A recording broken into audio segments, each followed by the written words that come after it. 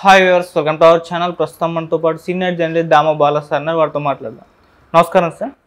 Sir, Jagan గారు India కూటమిలోకి వెళ్ళే అవకాశాలు ఉన్నాయని చెప్పేసి వార్తలు రావడం చూస్తున్నాం కదా. ఈ నేపథ్యంలో షర్మిల గారు కాంగ్రెస్ పార్టీకి కూడా రాజీనామా చేస్తున్నారు అంటున్నారు సార్. మరి వార్తలో నిజమవుతుంది? ఒకవేళ కాంగ్రెస్ పార్టీని వీడితే ఇంకే పార్టీలో చేరే అవకాశం ఉంది, తెలుగుదేశంలో ఏమైనా చేరుతుందా సార్? మీ ఒపీనియన్ ఏంటి వీటిపైన? ఇది వార్త అయితే వస్తుంది. దీనికి కారణం ఏంటంటే ఆబ్వియస్గా ఢిల్లీలో జగన్ వెళ్ళి ధర్నా చేయడం, అక్కడికి మొత్తం దాదాపు ఒక ఏఐడిఎంకే తీసేస్తే మిగతా 7 పార్టీలు కూటమి పార్టీలే వచ్చాయి. కూటమిలోకి రమ్మని కూడా ఆహ్వానించారు. ప్రియాంక చతుర్వేది, యూబిటి, శివసేన ఆమె ఆహ్వానించింది. ఏఐడిఎంకే తంబిదొరై కాదు, మన విసికే అనే ఒక పార్టీ ఉంది, విడుదలై చిరుతగల్, ఆ పార్టీ వాళ్ళు ఆహ్వానించారు. అఖిలేష్ కూడా ఆహ్వానించాడని చెప్తున్నారు. ఇండియా కూటమిలోకి చేరిపోండి మీరు అని ఆహ్వానించే ఛాన్స్ అయితే ఉంది. అయితే కాంగ్రెస్ మాత్రం రాలేదు. అయితే కాంగ్రెస్ రాలేనంత మాత్రాన ఇండియా కూటమి అంతా ఒకటిగా ఉన్నప్పుడు కాంగ్రెస్కి వ్యతిరేకంగా వీళ్ళందరూ వస్తారా అన్న ప్రశ్న ఉంటుంది కదా. కాంగ్రెస్ ఎందుకు స్ట్రాటజిక్గా వాళ్ళు రాలేదు. ఎందుకంటే ఇక్కడ షర్మిల విమర్శిస్తూ ఉంది అక్కడ జగన్ని. కాబట్టి మేము ఇక్కడ పార్టిసిపేట్ చేస్తే షర్మిలాకి ఇబ్బంది అని. షర్మిల పార్టీలో చేరేటప్పుడే షర్మిల రాహుల్ గాంధీని అడిగిందని, ఒకవేళ రేపు జగన్ ఇండియా కూటమిలో చేరితే నా పరిస్థితి ఏంటి అనేది ఆమె అడిగితే, జగన్ ఒకవేళ ఇండియా కూటమిలో చేరినా కూడా నీకు ఇంపార్టెన్స్ అలాగే ఉంటుంది కాంగ్రెస్ అధ్యక్షురాలుగా అని వాళ్ళు హామీ ఇచ్చే షర్మిలాని చేర్చుకున్నారని ఒక వార్త వచ్చింది బయటికి. అంటే షర్మిలాకి ఎటువంటి ఇంపార్టెన్స్ తగ్గించము అనేది వచ్చింది. కానీ ఇక్కడ ప్రజెంట్ సిచ్యువేషన్ చూస్తే షర్మిలాకి కాంగ్రెస్ మీద ప్రేమతో కాంగ్రెస్లోకి వెళ్ళిందా? బేసిక్గా ఎవడైనా నమ్ముతాడా? ఎందుకంటే షర్మిల కాంగ్రెస్లో ప్రేమ ఉంటే బిగినింగ్లో వెళ్ళాలి కదా. ఎందుకు ఇక్కడికి వచ్చి సపరేట్ పార్టీ పెట్టింది? ఇక్కడ ఆమె సపరేట్గా పార్టీ పెట్టి ఇక్కడ నిలబడదాము అనుకునింది. ఎందుకంటే వాళ్ళ హస్బెండ్ది ఇక్కడే కాబట్టి, వ్యాపారాలు ఇక్కడే కాబట్టి ఇక్కడ చేద్దాం అనుకున్నది.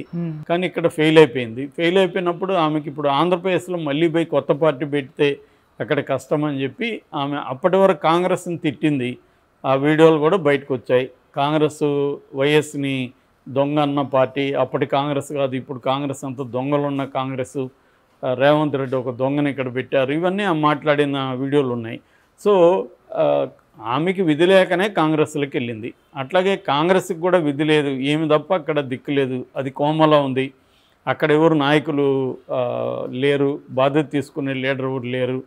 సో ఈమె వస్తే కనీసం వైఎస్ఆర్ లెగసీ కొంత వస్తుంది, వైఎస్ఆర్ అభిమానులు కొంత సపోర్ట్ చేస్తారు. గతంలో కాంగ్రెస్లో ఉండి వైసీపీలోకి వెళ్ళిన వాళ్ళు కొంతమంది వచ్చే అవకాశం ఉంది. కొంతవరకు బెటర్, కోమా కంటే కనీసం ఇది బెటర్ అని వాళ్ళు డిసైడ్ అయ్యి ఈమెని వాళ్ళు తీసుకున్నారు.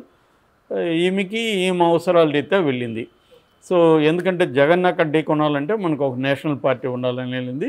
చంద్రబాబు అవసరాల నుంచి చంద్రబాబు కూడా ఆమెను సపోర్ట్ చేశాడని మనకు తెలుసు. ఎందుకంటే తెలుగుదేశం మీడియా ఆమెని బాగా ఫోకస్ చేసింది. ఎవరైనా అదే చేస్తారు. జగన్కి యాంటీగా ఎవరు వచ్చినా తెలుగుదేశం మీడియా వాళ్ళని హైలైట్ చేస్తుంది. ఆఫ్టర్ ఆల్ దస్తగిరి లాంటి వాళ్ళనే విపరీతంగా హైలైట్ చేసింది. షర్మిలాని చేయడంలో ఆశ్చర్యం ఏమి లేదు. రాజకీయాల్లో తమకి హెల్ప్ అవుతుంది అనుకుంటే ఎనిమికి ఎనిమి ఫ్రెండ్ అనే ఒక పాస్ సామెత ఉంది కాబట్టి ఆ ప్రకారం చంద్రబాబు అతని మీడియా ఆమెకు ఇంపార్టెన్స్ ఇచ్చాడు. దానివల్ల ఆమె లాభం వచ్చింది. ఓకే, అంటే ఆశించిన స్థాయిలో లేకపోయినా కనీసం షర్మిల వెళ్ళినాక అక్కడ కొంత కదలిక వచ్చింది కాంగ్రెస్లో. కాంగ్రెస్ మీద చర్చ అనేది నడవడం స్టార్ట్ అయింది. ఓట్లు కూడా దారుణంగా పర్సంటేజ్ అంతకు ముందుతో పోలిస్తే కొంత బెటర్, మరీ వర్స్ట్ కాదు. సో ఈ 5 ఏళ్ళు ఆమె గట్టిగా చేయగలిగితే కాంగ్రెస్ కొద్దిగా బెటర్గా ఉంటుంది పరిస్థితి అనేది వాళ్ళకున్న అండర్స్టాండింగ్. అయితే ఇప్పుడు అనూహ్యంగా జగన్ ఇటు వెళ్తున్నప్పుడు ఆమెకి ఇంకా కాంగ్రెస్లో ఇంపార్టెన్స్ ఉండదు. జగన్ కానీ రేపు దాంట్లో ఇండియా కూటమిలో జాయిన్ అయితే ఆమె జగన్ని విమర్శించలేదు. ఎందుకంటే జగన్ ఫ్రెండ్ అయిపోతాడు.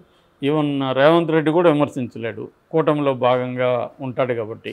సో ఆ రకంగా షర్మిలాకి ప్రాబ్లం వస్తుంది.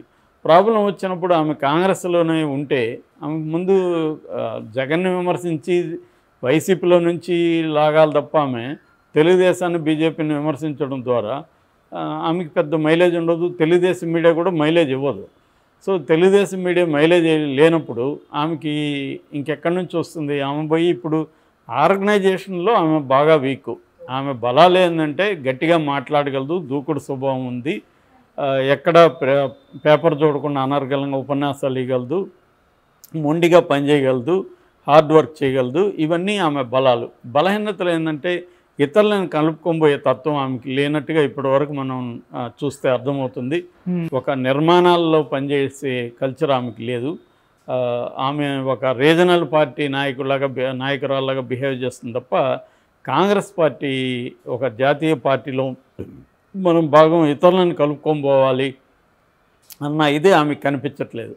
ఇక్కడంటే అది నడిచింది ఆమె సొంత పార్టీ. ఇక్కడనే విమర్శలు విపరీతంగా వచ్చాయి. ఆమె ఒంటెత్తిపోకుండా ఎవరిని కలుపుకోబోదు, ఎవరికి ఇంపార్టెన్స్ ఇదని. ఇదే మెథడ్ అక్కడ కుదరదు. జాతీయ పార్టీలు వేరే రకం ఉంటాయి, రీజనల్ పార్టీలు వేరే రకం ఉంటాయి.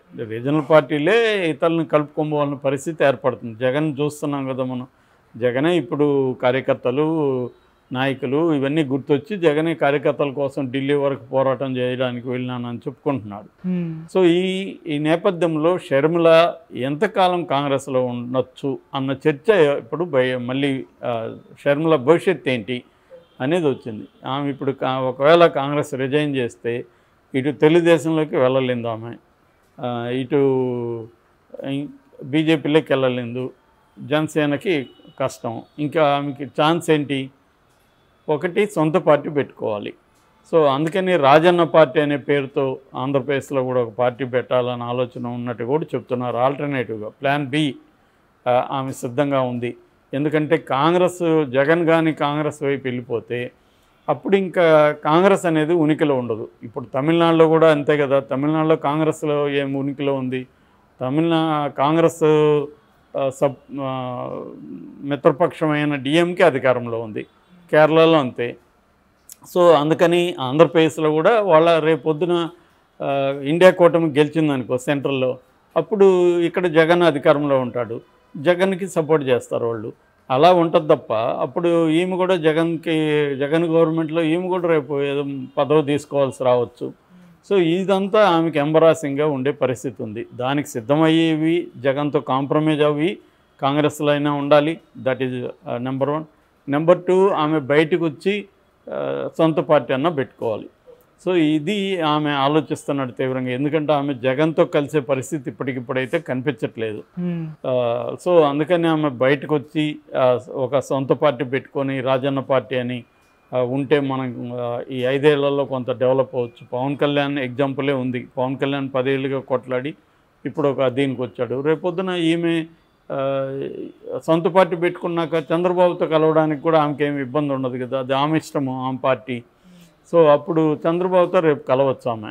బీజేపీ అంటే ఎన్డీఏ కూటమిలోకి ఆమె వెళ్ళొచ్చు. సో మళ్ళీ అప్పుడు అన్న చెల్లెలు ఇరు గ్రూపులుగానే ఉంటారు.